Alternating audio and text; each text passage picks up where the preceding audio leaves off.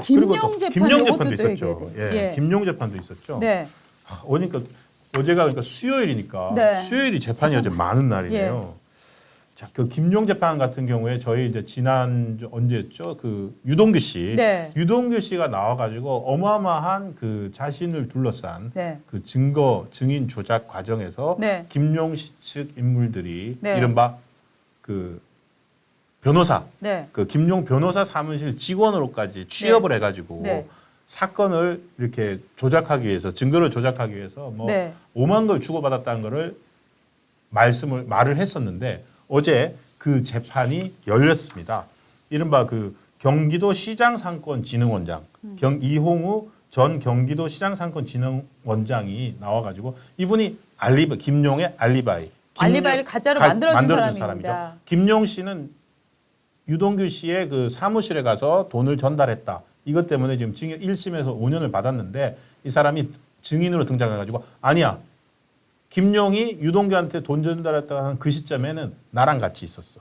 유동규가 라고. 김용한테 돈을 줬다고 하는 시점에는 네. 김용은 나랑 돈을 받지 않고 나랑 있었어라고 가짜 알리바이를 만들었던 사람입니다. 그렇습니다. 이 사람이 어저께 재판에 나왔습니다. 이 사람이 뭐라고 했는지 네. 들어보시겠습니다.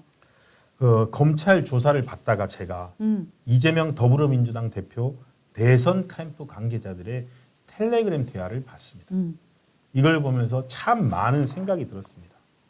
이 사람들은 가짜 알리바이가 짜여 있는 상태에서 신모 경기도 에너지센터장을 원래 증인으로 내세우려고 했습니다.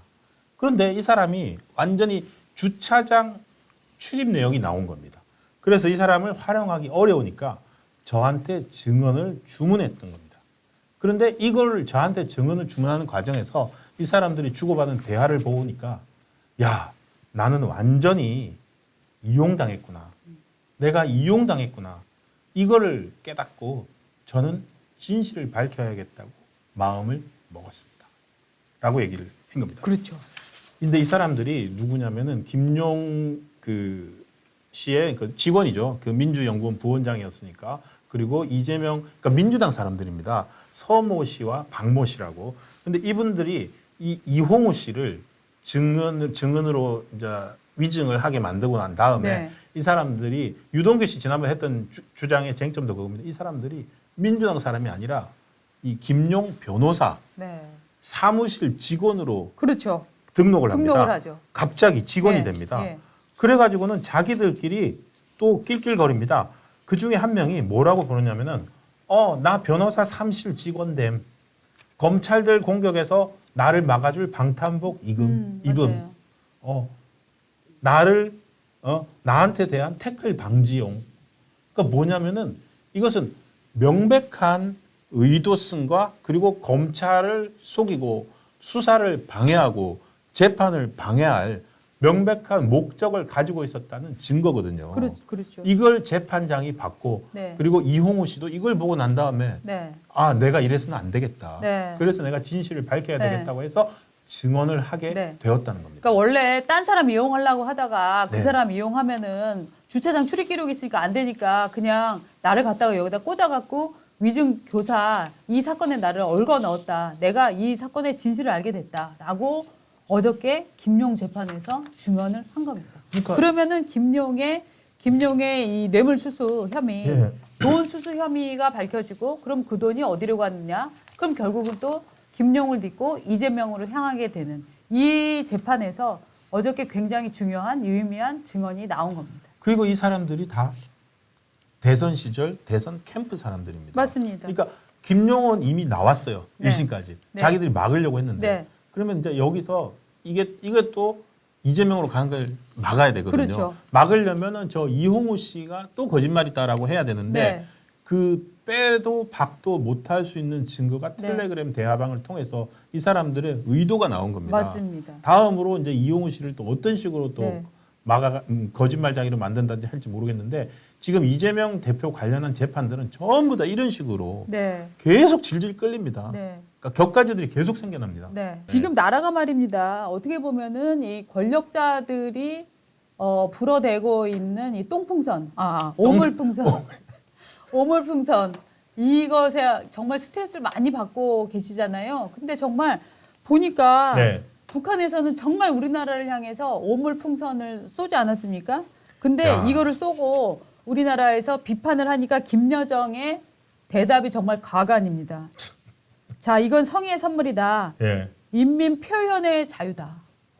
그러니까 이게 예. 정말로 그 저열한 애들 네. 동네 애들 말싸움인데 네, 네. 북한이 이제 문재인 정부 시절에 얼마나 그 박상학 대표인가요? 저희도 네, 알고 네. 있는데 박상학 대표를 비롯해서 탈북자들이 보내는 그 삐라 풍선 그걸 강제로 막았다가 네. 윤석열 정부 들어오면서 다시 풀어줬지 않습니까?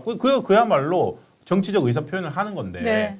그걸 가지고서 우리가 얘기를 했더니 저기다가 자기들도 물론 북한도 삐라 보낼 수 있어요. 네. 근데 지금 저기는 북한은 삐라를 보는 게 아니라 거기다가 네. 똥, 가축, 분뇨, 쓰레기 이런 걸 담아서 보냈잖아요. 그렇습니다. 똥하고 가축, 분뇨가 표현의 자유이고 성의의 선물입니까? 이게 지금 더 큰 문제는 뭐냐면은요. 네. 사실 이렇게 이런 물질을 담아서 보내는 건 굉장히 위험한데 맞습니다. 여기에 혹시 세균 무기, 화학 무기 그러니까요. 같은 거를 담아서 보내면은 우리가 지금 방어할 수 있나요? 그러니까 북한이 선을 넘었습니다. 예. 지금 이제 28일 날 밤부터 우리나라 전역에 보낸 이 대형 풍선만 무려 260개가 넘습니다. 네, 260개가 넘는데 네.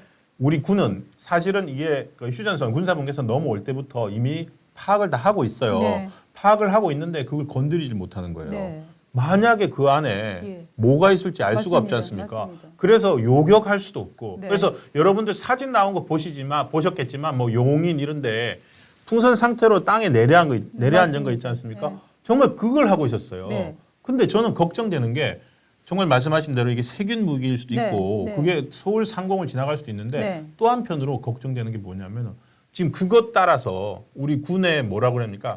방위 자원이라고 할까요? 방위 자원이 260개 저 풍선에 신경 쓰는 사이에 다른 식으로 군사 분계선 넘어서 도발을 한다든가 하마스가 그 하마스 이스라엘 들어갈 때 네. 그렇게 들어갔지 않습니까? 그 풍선 드론 띄워가지고 들어가고 네, 그 맞습니다. 이스라엘 들어갈 때 그래놓고는 다른 거의 전방위로 공격을 해버리면 성동격서하는 식의. 그렇죠 성동교서죠. 네.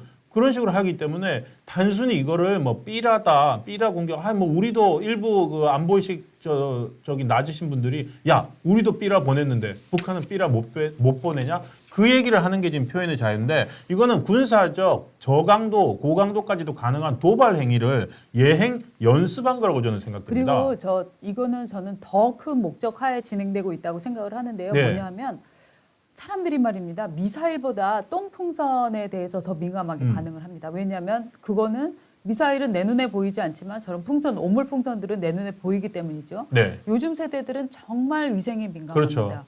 그래서 어떻게 되냐면 북한이 자꾸 혐오물질 내려보내는데 이거 왜 정부가 방치해? 그러니까 차라리 문재인 때 내려오진 않았잖아. 그게 낫겠어. 북한이랑 강대강 대치하면 뭐해? 그냥 대충 북한에 좀 유학 작전 쓰고 귀찮아. 이런 일종의 귀차니즘을 혐오 심리와 귀차니즘을 유발해서 야. 중국이 대만을 접수하기 위해서 전쟁 없이 접수할 것이다. 이 논리가 있잖아요. 그러네. 예. 대만 내에다가 저강도 이런 공격들을 끊임없이 부추겨갖고 대만 내에서 야 중국이랑 싸우면 뭐해? 네. 위험하지 않으면서 귀찮고 더럽게 네, 만드는 혐오감. 거죠. 혐오감. 네. 그걸 주면 여론이 특히 젊은 세대들 중에서 맞습니다. 대만 젊은이들이 그렇다는 거 아닙니까? 맞습니다. 그냥 이대로 살면 되지. 네. 뭘 그렇게 독립을 하려 그래 뭐 이런 거잖아요. 그런 거죠. 예. 지금 분단을 고착화시켰을 때 가장 큰 이득을 보는 거는 북한의 김정은 세력이라고 저는 생각이 맞습니다. 됩니다. 그렇지만 고통받는 것은 북한의 일반 민중들이거든요. 네. 근데 우리는 자유와 인권을 추구하는 우리 대한민국의 수립 이념이나 이런 걸 따랐을 때 북한을 추구할 수밖에 없습니다. 그러니까 이제 많은 사람들한테 그래도 그냥 문재인이 김정은이랑 만나고 뭐 도보다리에서 뭐 주고받고 이럴 때가 뭐 좋아요 뭐 뭘 주겠어 그냥 그거 하는 게 낫지 않아. 쉽게 말하면 정말 이런 분위기를 유발하려고 그러네요. 저는 큰 작전을 세워두고 일단 오물풍선을 보냈다 이렇게 봅니다. 맞습니다. 예. 그러면서 지금 오늘도 그렇고 또 단거리 탄도 미사일 뭐 이런 거 지금 네. 나흘째 지금 네. 오늘까지 하면 나흘째죠. 예. 군사 정찰 위성 발사했다가 뭐 네. 몇 초 만에 터지고 예. 그리고 그 다음 날은 오물풍선 보내고 어제는 또 GPS 교란하더니 네. 오늘은 또 아침에 탄도미사일 발사했어요. 네. 저는 미사일보다 네. 이 오물 풍선이 가장 국민 컸다. 일반에게 미치는 영향은 굉장히 크다라고 저는 생각을 합니다. 야, 진짜. 예.